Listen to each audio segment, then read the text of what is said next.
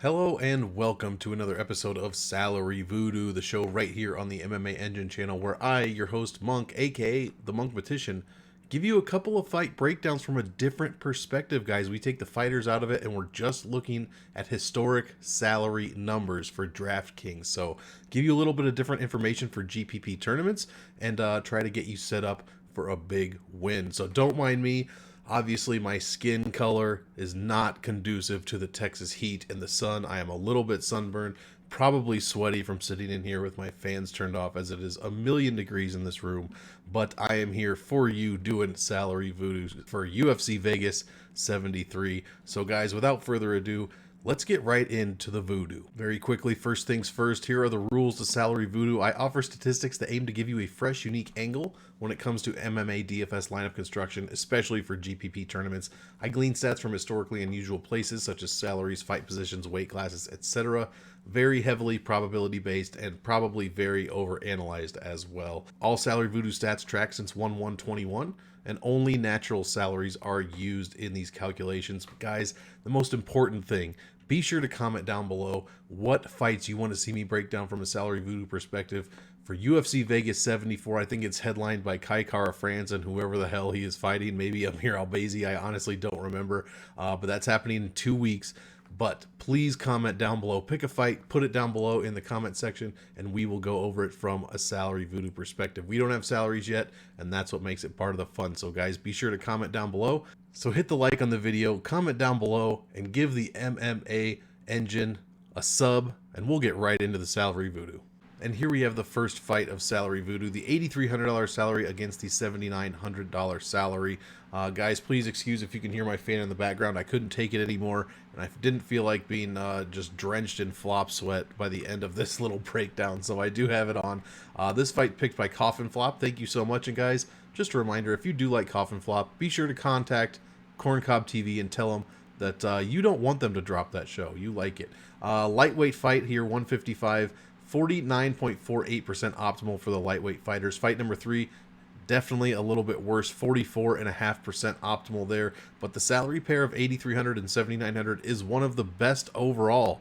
In fact, one of these fighters, or one of these salaries rather, makes the optimal lineup at a 60.22% rate. That is ridiculous, and we are under leveraged to these salaries by over 10%, guys. You want to see negative leverage. That means we're not putting them in enough of our into enough of our lineups by 10% in this case. So this is definitely a fight you want to target, in my opinion, just based on the salary pair. So other than that, let's get into some of the numbers a little bit deeper. 8,300 has an average ownership of over 25% with a negative 3.90% leverage. We do love to see that.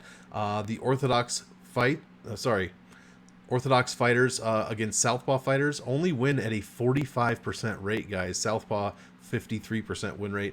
And the finish win rate for $8,300 is 28%, and the decision rate, 25%. 7,900, we have a Southpaw fight here. Obviously, as I said, 53%. Finish win rate for this salary, 20.5%, and decision win rate 26.88%. So some pretty good numbers there as far as finish and decisions go. Average ownership for 7,900 is almost 25%, but not quite. And the leverage here, again, just like its favorite counterpart, 7,900 is under leveraged by 6.5%. Guys, get this salary in your lineup. These salaries have faced off 93 times since January 1st of 2021, with 8,300 making it 27 times for an optimal rate of just over 29%. Meanwhile, 7,900 has made it 29 times, 2 more times, for an optimal rate of over 31%. We absolutely love to see that. 30 or better is absolutely fantastic, and we're at 31 here. Win rate for 8,300, we're about 50-50, but 8,300 does have about a 2.5% advantage in the win rate. Optimal percentage in wins, so when 8,300 does win, it makes optimal lineup 55% of the time, and when 7,900 wins, 66% of the time, guys. These are the two biggest numbers overall, in my opinion, for this fight. Meaning whenever one of these salaries wins, at least at the very bare minimum, 55% of the time they're making the optimal lineup. Again, a fight you should target. And the average DraftKings points per optimal, 109.81 for 8,300, and 7,900 is 104.49. Now you might be wondering why 109 is red, because that's a higher number. That's very good for DraftKings. Think about it like this: 7,900 only has to get to 104.5 to make optimal, whereas 8,300 has to get to about 109, almost 110. So give me the 5.5 point savings there. And again, guys, I do love this fight. Let's see what Salary Voodoo thinks, and more importantly, let's see who these fighters are at 8,300 and 7,900. And we've got ourselves a Bernie, guys. If you see Bernie up here with his crooked little smile and his round sunglasses, that means this is a fight to target, and we've got that good voodoo. So we got a Bernie. We've got some good voodoo here. And as we come to find out, Nick Fiora 8,300, Chase Hooper at 79. The underdog has the better salary score, in fact, in this matchup here. 6.84 salary score for 7,900. That is the 7th best overall out of 31 salaries tracked. While 8,300 favorite counterpart, 7.16 salary score, 10th best overall. So both these guys in the top 10 as far as salaries. Definitely a fight to target, in my opinion. And aside from the Salary Voodoo, I'd like to target this fight as well. I do think it ends inside the distance, and I'm very interested in playing this one. Next fight, this one's picked by Godlike. Thank you so much, Godlike, in the comments. Be sure to get down there and comment your own fight that you want to see broken down for UFC Vegas 74. This one, $9K going against $7,200. One of these guys, we'll just say, has a very thick silhouette. I wonder if you can guess who that is. Damn, boy, he's thick! These two are heavyweights, as it is probably pretty obvious. Heavyweights make the optimal lineup 48.31% of the time.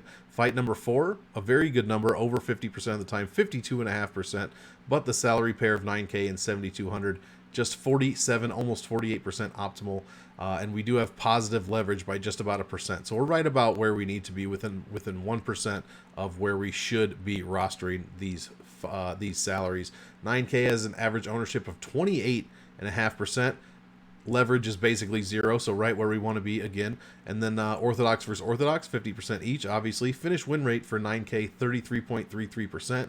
Decision win rate of 37, almost 38%. So a very good win rate overall for 9K. Meanwhile, 7,200 has an average ownership of just under 20%. Leverage is just over a point. Finish win rate is 14.5%. Decision win rate is 13.33%. So significantly lower, as you would expect from a significant dog salary. These two salaries have faced off 90 times, with the 9K salary making the optimal lineup 26 of those 90 times for an optimal rate of just under 29%. So a very good number there. Has a win rate of 71%, another very good number. But when it comes to winning and optimal rates, only 40.63% optimal in wins for the 9K salary, and it has to score 114.63 on average to make the optimal. Those are crazy low and high numbers, respectively. 7,200, 17 times optimal, just under 19% optimal rate, and a win rate of just under 28%. So not exactly where you want any of those numbers, but for a significant dog salary, they're not bottom of the barrel. Here's a good one. When 7,200 does win, it makes the optimal lineup 68% of the time. That's a huge number, and only has to score 102 points per optimal. Now that said, that's one of the higher scores around that salary range, but still, those are two pretty decent numbers, guys. As you can see, I'm sure you've already guessed who these guys are, but in this heavyweight fight, will we have a Bernie? Will we have some bad voodoo? Let's find out. And there you have it. We've got Frozen Jack. That means we've got some bad salary voodoo here. And as I'm sure you've guessed, we've got Alirla TV was the thick boy with 8 C's on the right. 10.36 salary score. That is 27th overall for the $7,200 salary out of 31 salaries. Not good. That's what we would call, bottom of the barrel. 9K, Rodrigo Nascimento on the other side. 7.3 salary score. That is good for 12th best overall, so a bit above average, but still not top 10. And you put those two together, that's why we have our Frozen Jack here. Not the best optimal rate for either guy, and really, I couldn't agree more. I think this one goes to decision more often than not, and I think it's probably a pretty sloppy decision. I mean, how could you submit a guy with a neck that's 88 inches around? So I love this. Frozen Jack, it's never good to see him, but I do like the fade on this fight overall. Let's get into the last fight for Salary Voodoo, UFC Vegas 73. And in the last fight we'll cover for UFC 73 from a Salary Voodoo perspective, we've got 9,400 going against 6,800. This one picked by tables. We really appreciate that. It's a middleweight fight at 185. Middleweight's a very good optimal rate, almost 54% optimal, one of the better rates that we have out of all weight classes. Fight number 11, another great fight to target, 51, almost 52% optimal, fight number 11. But the salary pair of 9,400 and 6,800, as you may expect with a huge underdog salary, not the best as far as making the optimal lineup. Only 46.15% of the time one of these fighters makes it when they fight, but that is a bit under leveraged by about 3%. So take with that what you will. 9,400 average has an average ownership of 31.68%, and we are under leveraged by 2% to that huge number. So 9,400 coming through in the clutch, especially when it comes to making the optimal lineup. We have orthodox versus orthodox fight here. Finish win rate 49.23%, decision win rate 27.69%. That finish win rate is a fantastic number, 50% almost. When it wins, it finishes. So we got to love the 9,400 salary so far. 6,800, just 11, almost 11.5% average ownership. Also a negative leverage, but only about by a point. So we're right where we need to be there. And very low finish win and decision win numbers, under 11% in each side, as you would expect. 94 and 68 have fought each other 65 times, with the $6,800 salary only making optimal lineup 8 of those 65 times for an optimal rate of just 12.31%. Has a win rate of just 21.5%, but when it does win, 57% optimal, guys, scoring 98 points when it does make that optimal lineup. Meanwhile, 9,400, 22 times optimal out of 65 uses. That is 33.85%, almost 34% optimal rate. One of the best overall and one of the best on the entire card. In fact, it would be the best if 9,700 wasn't in, but we don't really count that. We've only had 5 of those fights. So 33.4, we'll just call it one of the best overall. 77% win rate for the $9,400 salary. That is fantastic. When it does win, though, only 44% optimal, but that's just because it's so expensive. It gets difficult to make it with the more dogs you have winning. An average DraftKings points per optimal lineup, 119.60, so the highest number we've seen so far. I love everything I've seen about the $9,400 salary. Even the $6,800 salary does have its upside a little bit, but I'm loving the favorite here. Let's see what Salary Voodoo says, and let's see who these fighters are before we get out of here. You guessed it, we've got Anthony Fluffy Hernandez at 9,400 going against Edmund Shabazian at 68. $9,400 salary carries this one, so even though we've got a frozen jack, the Salary Voodoo's telling us not to play this. I really like one side, but when you put them together, this fight kind of becomes quote-unquote unplayable from a Salary Voodoo perspective. But that is strictly because Edmund Shabazian's numbers are dragging the fight down as a whole. Shabazian at 6,800 has a salary score of just 14.52. That is one of the worst salary scores out of all of them, 29th out of 31. So this clearly is dragging the entire fight down, making it a frozen jack. Because if you look across the way, 9,400 has a 6.53 salary score. That is the 5th best overall. So we've got a very good salary on one side and a very poor salary on the other. So you put them together, Salary Voodoo does not like that, and you get yourself a frozen jack. But to be honest, I love the Fluffy Hernandez side, and Edmund does have some very early KO upside here. So I would not sleep on this fight.